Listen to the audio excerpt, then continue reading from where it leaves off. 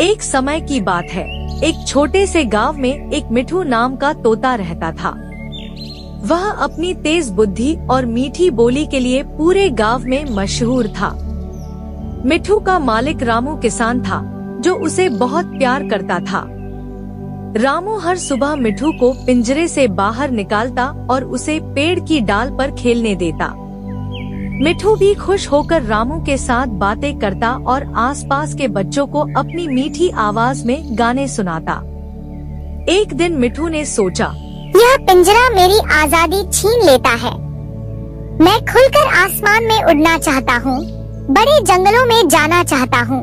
उसने रामू से कहा, मुझे आजाद कर दो, मैं उड़ना चाहता हूँ। रामू को मिठू से बहुत लगाव था, लेकिन वह जानता था कि मिठू की खुशी उसकी आजादी में है।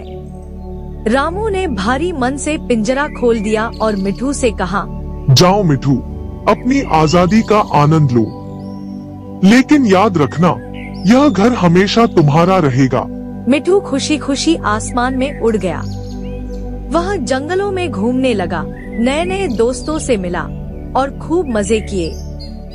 लेकिन धीरे धीरे मिठू को समझ में आया कि बाहर का जीवन आसान नहीं है। कभी खाने की कमी हो जाती, तो कभी बड़ी चीलों से अपनी जान बचानी पड़ती। उसे रामू की देखभाल और प्यार की याद आने लगी। एक दिन मिठू ने फैसला किया कि वह वापस रामू के पास जाएगा। वह गांव लौट आया और रामू को देखा। रामू ने मिठू को देखा तो खुशी के मारे उसकी आंखों में आंसू आ गए। मिठू ने रामू से कहा, मैंने आजादी का आनंद लिया, लेकिन मुझे समझ में आया कि सच्ची खुशी प्यार और अपनापन पाने में है। अब मैं यहीं रहूंगा।